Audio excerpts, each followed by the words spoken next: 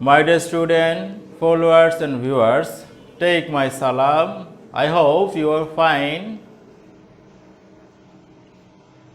I am Muhammad Akhlasuddin, Assistant Teacher in English, Kapaleshwar High School, Kapashia, Gajipur.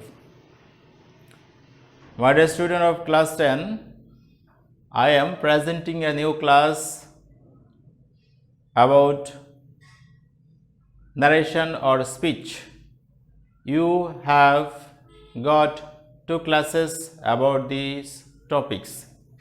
Today, this is the basic part 3 of narration. We are starting these classes. My dear student, follow me, take your copy, and you must be note important rules. It will help you to solve the difficult problem. প্রিয় শিক্ষার্থীরা, তোমরা জানো reported speech এ modal auxiliary থাকলে indirect ন্যারেশনে পরিবর্তন করার সময় আমাদেরকে কিছু রূপান্তর করতে হয়। আমরা সাধারণত ডিরেক্ট ন্যারেশন বা ডিরেক্ট স্পিচে যদি শ্যাল পাই, সেটাকে ইনডাইরেক্ট ন্যারেশনে পরিবর্তন করার সময় শর্ট লিখতে হয়। উইল পেলে এটাকে চেঞ্জ করে ওড লিখতে হয়। ক্যানকে চেঞ্জ করে কোড লিখতে হচ্ছে। মে থাকলে একে চেঞ্জ করে মাইট লিখতে হয়। আর ক্যান বি থাকলে ঠিক সেরকমভাবে চেঞ্জ করে কোড বি লিখতে হয়। উইল বি ওড বি লিখতে হবে। শুড হ্যাভ থাকলে এর কোনো পরিবর্তন নাই। মাইট হ্যাভের কোনো পরিবর্তন নাই। নিড থাকলে নিডেড লিখতে হয়। ডেয়ার থাকলে ডেয়ার্ড লিখতে হয়। মাস্ট থাকলে আর কোনো পরিবর্তন হয় না। আমরা এটা সাধারণত কীভাবে পরিবর্তন করব? আমরা যখন রিপোর্টেড স্পিচ এ ডিরেক্ট ন্যারেশন এ সাধারণত এই মডেল অক্সিলারিজগুলো পেয়ে থাকি। তোমরা খেয়াল করো, he said I can work out the same. এখানে রিপোর্টেড স্পিচের মধ্যে ক্যান হচ্ছে মডেল অক্সিলারি। যখন আমরা এই সেন্টেন্সটাকে ইনডাইরেক্ট স্পিচে পরিবর্তন করতে চেষ্টা করব, তখন আমাদের উত্তর কি দাঁড়াচ্ছে? হি সেইড অ্যাসার্টিভ সেন্টেন্স আছে রিপোর্টেড ইনভার্টেড কমার ভিতরে রিপোর্টেড স্পিচটি, সেই জন্য লিঙ্কার্স হিসেবে আমাদেরকে দ্যাট ব্যবহার করতে হবে। দ্যাট বসিয়ে নিলাম। অতঃপর আই পরিবর্তিত হয়ে হি হলো। এখন এখানে ক্যান আছে, তাহলে মডেল অক্সিলারি ক্যান পরিবর্তিত হয়ে আমরা জানি কোড হয়।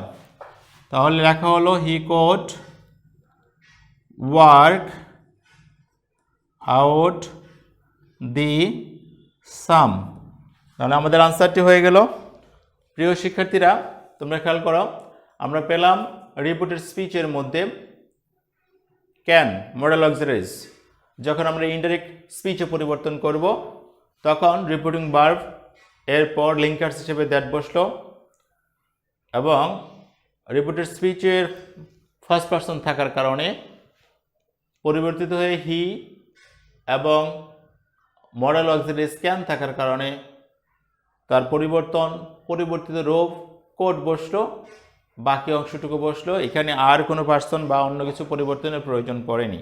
ঠিক এরকমভাবে আমরা মডেল অক্সিলারি পরিবর্তন করতে পারি। প্রিয় শিক্ষার্থীরা, তাহলে তোমরা একবার এই রূপান্তরগুলো মিলে নিতে পারো। আমরা কি করব? রিপোর্টেড স্পিচে যদি শ্যাল থাকে, তখন ইনডাইরেক্ট স্পিচে পরিবর্তন করার সময় শ্যালের পরিবর্তে শুড, উইলের পরিবর্তে ওড, ক্যানের পরিবর্তে কোড, মেয়ের পরিবর্তে মাইট, ক্যান বির পরিবর্তে কোড বি, উইল বি এর পরিবর্তে ওড বি। শুড হ্যাভের কোনো পরিবর্তন হবে না। মাইট হ্যাভের কোনো পরিবর্তন নাই। নিডের পরিবর্তে নিডেড, ডেয়ারের পরিবর্তে ডেয়ার্ড, মাস্টের কোনো পরিবর্তন হবে না।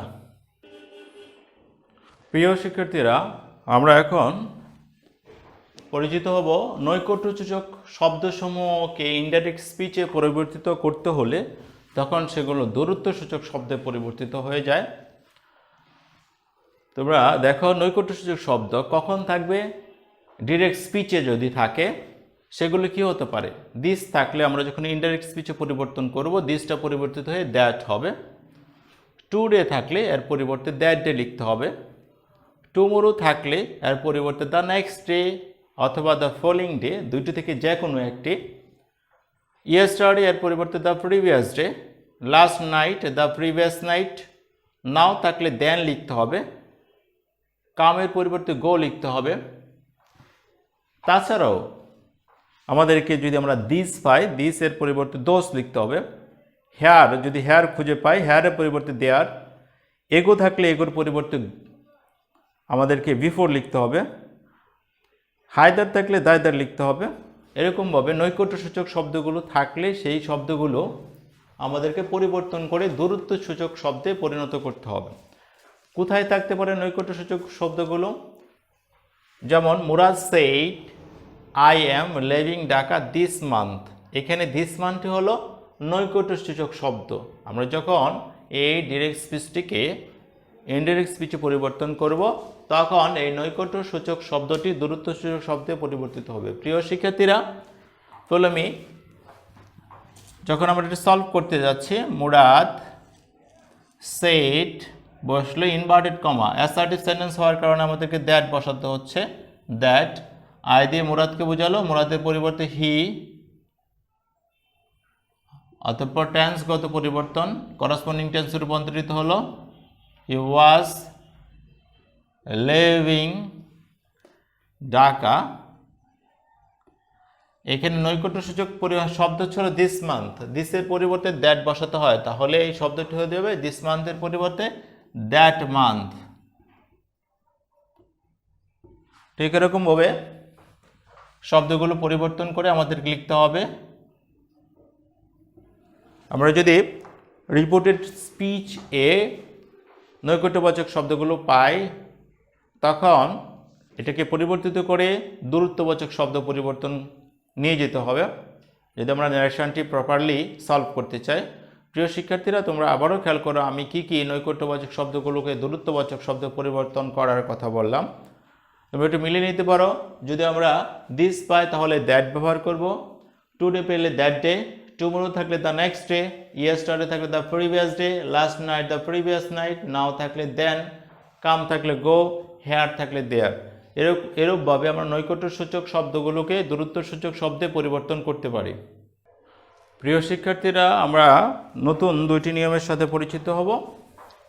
My dear student, follow me. Now we are introducing two new rules of changing narration or speech. তোমরা খেয়াল করো, ডাইরেক্ট স্পিচে যদি থ্যাংক ইউ থাকে, ইনডাইরেক্ট করতে হলে আমাদের কি করতে হয়?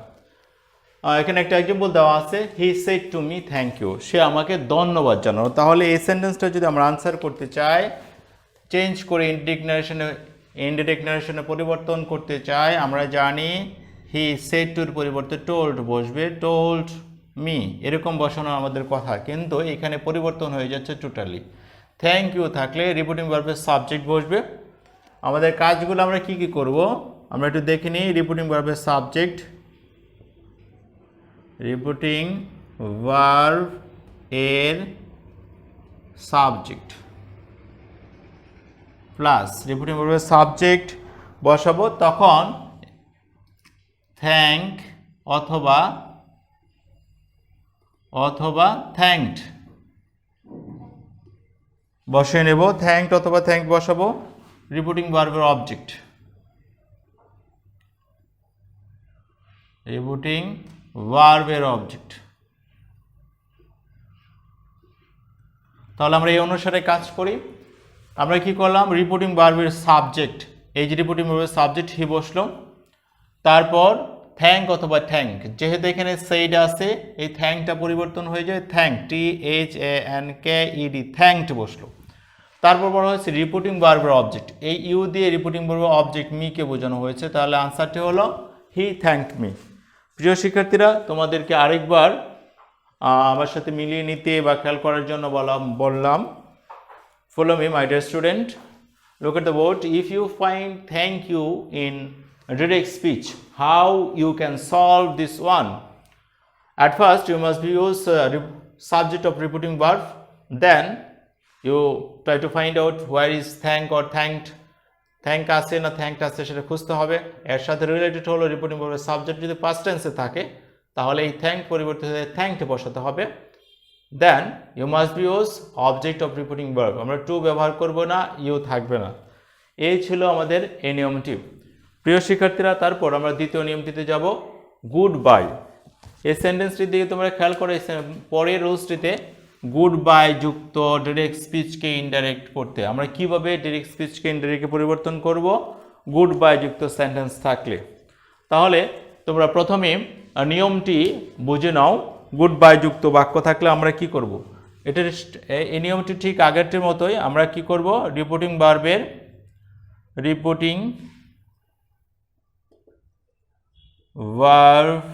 এর সাবজেক্ট বসাবো, রিপোর্টিং ভার্বের সাবজেক্ট প্লাস বিআইডি। আমরা রিপোর্টিং ভার্বের সাবজেক্ট বসানোর পরে বিড বসাবো অথবা বিএডি ব্যাড বসাবো, সেম। তারপর আমরা অবজেক্ট বসাবো। অবজেক্ট কিসের অবজেক্ট, রিপোর্টেড স্পিচের অবজেক্ট। অবজেক্ট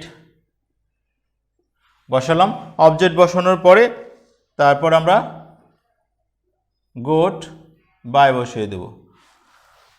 তোমরা এই নিয়মটি অনুসরণ করে উত্তরটি সলভ করতে পারো।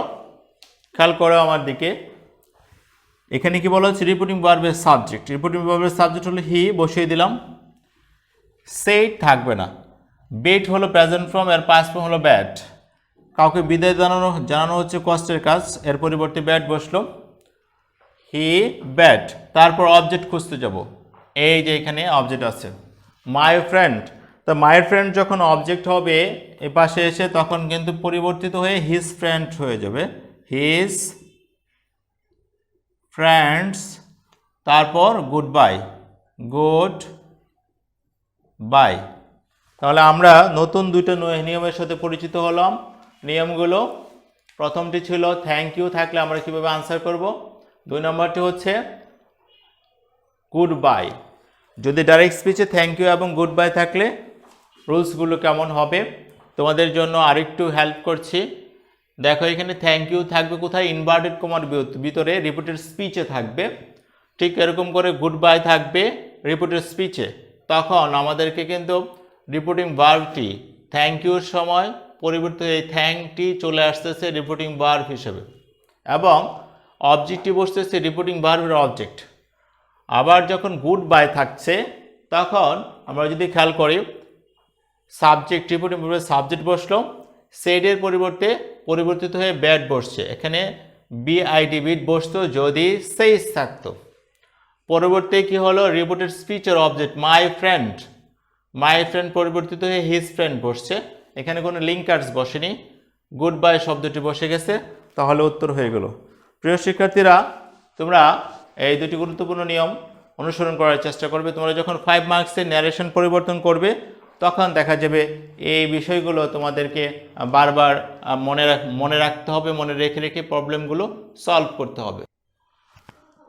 প্রিয় শিক্ষার্থীরা, তোমাদের সামনে আবার নতুন দুইটি নিয়ম নিয়ে আসলাম। Look at the board. Direct speech এ গুড মর্নিং, গুড ইভিনিং থাকলে আমরা সেটা সাধারণত কীভাবে পরিবর্তন করব। ঠিক I said to him good morning, এখানে দেখা যাচ্ছে ডিরেক্ট স্পিচে গুড মর্নিং আছে। তোমরা খেয়াল করো এটাকে সলভ করার উপায়টুকু। আমরা প্রথমে রিপোর্টিং ভার্বের সাবজেক্ট হিসেবে পাচ্ছি আইকে, আই লিখে দিলাম আই। রিপোর্টিং ভার্বের সাবজেক্ট বসলো। কাউকে যদি গুড মর্নিং বলা হয়, দ্যাট মিন্স তাকে আশা করা হচ্ছে তার সকালটা শুভ যাবে, তাহলে সে আশা করে ইংলিশটা উইশ, কিন্তু এখানে সেড টু থাকার কারণে উইস্ট বসাতে হচ্ছে I wished. I wished reporting ভার্বের সাবজেক্ট বসলো, উইস্ট বসছে সেড টুর পরিবর্তে। তারপর এখানে রিপোর্টিং ভার্বের অবজেক্ট ছিল হিম, বসে গেল। পরবর্তীতে এখানে গুড মর্নিং, গুড ইভিনিং থাকলে বসে যাবে মর্নিং, কিন্তু তোমাদের খেয়াল রাখতে হবে গুড মর্নিং গুড ইভিনিং এর সময় এখানে উইস্ট বসবে, এবং রিপোর্টিং ভার্বের অবজেক্ট থাকলে বসবে তারপর ইনভার্টেড কমা উঠে যাবে, ইনভার্টেড কমার পরিবর্তে কোনো লিঙ্কার্স বসানোর প্রয়োজন নেই, এভাবে লিখে দিলেই আনসার হয়ে যাবে। কিন্তু তোমরা যদি কখনো গুড নাইট পাও তখন কিন্তু ঠিক আগের নিয়মে গুড বাইয়ের নিয়মে সলভ করতে হবে। তার মানে তখন আমাদেরকে এখানে বাইট অথবা বিট বসাতে হবে, বসিয়ে আনসার করতে হবে। প্রিয় শিক্ষার্থীরা, চলো আমরা পরবর্তী নিয়মটি দেখি। দেখা গেল রিপোর্টেড স্পিচের মধ্যে I have taken your pen, এখানে যে প্রবলেমটা আমরা পাচ্ছি রিপোর্টেড স্পিচে, ডাইরেক্ট স্পিচে বক্তা শ্রোতা দুজনই প্রপার নাউন। বক্তা হচ্ছে আরিফ, শ্রোতা হচ্ছে হাসান, দুজনই প্রপার নাউন। তখন ইনডাইরেক্ট করতে হলে আমাদের যা করতে হবে সেটা আমরা প্র্যাকটিক্যালি দেখতে চাচ্ছি। আরিফ রিপোর্টিং ভার্বের সাবজেক্ট বসলো, সেন্টেন্সটি অ্যাসার্টিভ সেন্টেন্স, সেটুর পরিবর্তে আমরা টোল্ড বসালাম। হাসান ঠিক রইলো।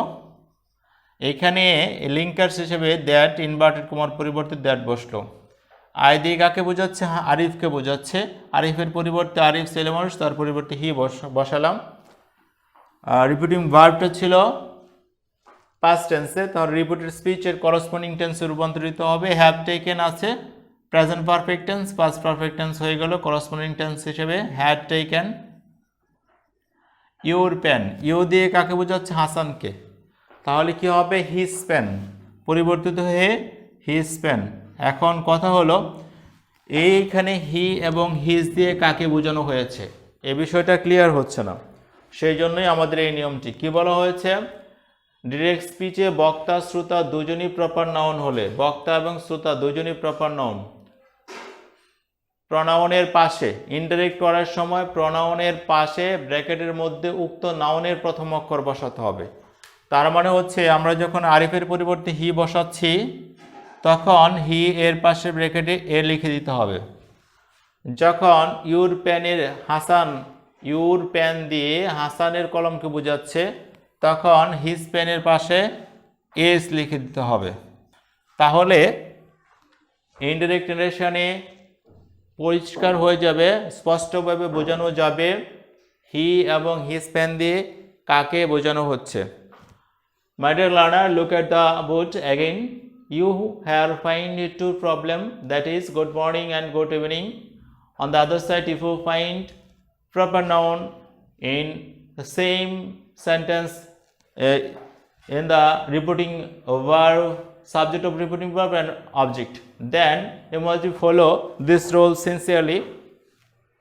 If you have any question, you can see this clip again. My dear student, follow me. This is the last part of today's class. প্রিয় শিক্ষার্থীরা, তোমরা দেখো নতুন একটি নিয়ম তোমাদের সামনে নিয়ে আসলাম। আমরা কিছু সময় দেখি শুধু ইনভার্টেড কমার ভিতরে রিপিটেড স্পিচটি আছে, রিপিটেড স্পিচের সাবজেক্ট বা অবজেক্ট কিছুই নাই, তখন আমরা কীভাবে অ্যান্সার করব, এরকম প্রবলেম আমরা প্রায়শই পড়ে থাকি। এই প্রবলেমটি সলভ করার সময় আমরা খেয়াল করব, যেরকম I shall meet you tomorrow, এই সেন্টেন্সটির রিপিটিং ভার্ব নেই, রিপিটিং ভার্বের সাবজেক্ট নেই, অবজেক্ট নেই। সে অবস্থায় না থাকলে আমাদেরকে সাবজেক্ট ধরে নিতে হবে, আর সাবজেক্ট হিসেবে যে কথা বলতেছে তাকে বলা হয় স্পিকার। আমরা সেই হিসাবে দ্য স্পিকার লিখব, সাবজেক্ট হিসাবে স্পিকার, দ্য স্পিকার, স্পিকার। আর যার সাথে কথা বলছে তাকে আমরা অবজেক্ট হিসাবে নেব, দ্য লিসেনার।